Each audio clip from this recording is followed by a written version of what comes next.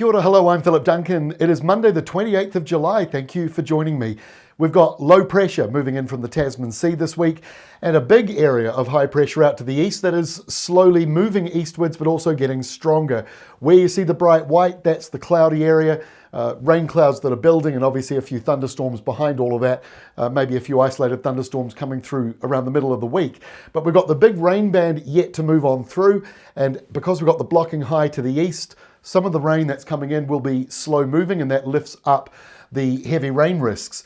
Here on the wind map this evening, you can also see this clear squash zone between the large pool of low pressure in the Tasman Sea, along with the big high out to our east, which is stretching right up into the tropics and bringing down this mild but windy airflow, which is going to increase over the northern part of the country. And then going through Tuesday, it moves eastwards, windy through Cook Strait and also windy through the mountains around the upper part of the South Island. There are some warnings and watches out from Met Service when we recorded this. Expect this map to change, but as you can see, heavy rain risks in a number of parts around the country, and the potential for those winds also becoming stronger as we go through the next day or two. Here is this evening's setup. So the big high out to the east, stretching all the way up close to Fiji, and we've got this warm airflow for this time of the year anyway, coming down across the country. So windy weather between the high pressure zone out to the east, low pressure out to the west. That's what we call a squash zone. And so windy weather will carry on around the country, windy through the mountains at times, and it will be windy in various places around the North Island too. It will change direction as the system all sort of slowly moves eastwards. Wet weather risks, not really so much tonight, but you will start to get that wet weather arriving in northern New Zealand once the sun has gone down properly. Wind gust map. So this is 9 o'clock tonight.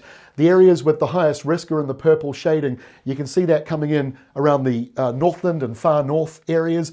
And you can also see that windy sort of setup around the hills and mountains. So the usual areas, the Kaimai Ranges, Mount Ruapehu, Mount Taranaki, those sorts of places. And then as we go into tonight and overnight tonight, some of that windy weather out at sea, which is clipping Fiordland, will start to move further inland. And so by noon Tuesday, windy weather has kind of moved from the west coast further into the inland areas and out to the east of the South Island, while in the North Island it is only slowly moving down through the Auckland, Bay of Plenty, eastern Waikato areas. So there will be some strong gusts coming through over the next 24 hours as that front, or as that system basically moves in, the low pressure zone moving in as the big high out to the east expands back against it.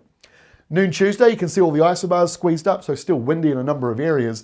This shows 24 hours of rainfall. And this is what we talked about the other day. The rain itself, the main heavy area, may not be all that large, but it's slow moving, being blocked by that big high.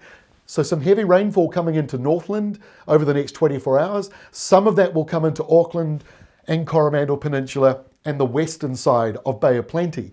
In the South Island, most of the heavy rain is in the top northwest corner, so once more that is the Nelson, Takaka, Tasman area, and we're also seeing some heavy rain on the west coast. Now most of this rain on the west coast is not really in the area that will cause too many problems for you, but the rain at the upper South Island is a bit of a concern because of the rain we've already had. The good news is some of the rainfall totals in the last day or two have perhaps lowered the amount that is forecast there, but remember, it is slow moving, and all it takes is this big blocking high to the east to push back just a little bit, and that rain can stall for longer and lift up the rainfall totals. And the windy weather is still with us tomorrow night, midnight Tuesday, still blustery weather moving very slowly over the North Island, but it looks as though it's now clearing Northland and Auckland. But it may take a little longer for Coromandel, eastern Waikato, right up against the Kaimai Ranges, and then of course the northeastern side of the North Island, still getting some strong gusts going into tomorrow night.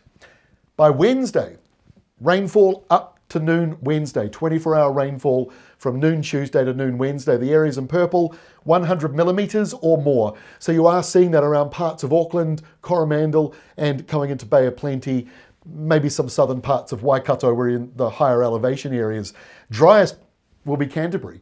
They're in a bit of a bubble of dry. Most other places are getting some sort of wet weather, but it may not be very much for those of you in the blue down here in the south. Now by Wednesday and Thursday, because of the low pressure that's still out here in the Tasman Sea, there may be a few thunderstorms or heavy downpours that are possible on Wednesday and Thursday. It's not necessarily widespread for everyone, but just a few risks of that. And at the other end of the country, up comes another cold southerly. So colder airflow all the way into Australia, the sort of narrow pulse of it coming in to Australia. And of course, that moves up the South Island. So it'll be colder on Thursday around the South Island, but still mild for the North Island with a northerly flow in many areas. But that southerly will come into Wellington and Cook Strait as we go through the day. On Friday, here we go again, another low coming through. Now this is just showing rainfall at lunchtime, not 24-hour. Rainfall from this system doesn't look too intense just yet, but it's definitely worth keeping an eye on as we move towards the weekend. But for now, this could bring in some actual rain that's wanted around Hawke's Bay, parts of Waited Upper, which have been leaning drier than usual lately. So we'll be watching that as we go into Friday, some instability around with low pressure and the South Island more likely to be settled but colder with a higher risk of frost for you. And finally, going into the weekend, while that big low moves out to the east, another southerly change coming up behind it, getting up to Wellington, Waited Upper, and moving right up the eastern coastline. So basically everyone on Saturday will have a southerly, but the coldest of that weather will still be down around the South Island, and some frosts here and there overnight going into Sunday morning. And that's because, once more, we've got high pressure back near us. I'm pretty sure your eyes aren't looking at the high. You're probably looking at this.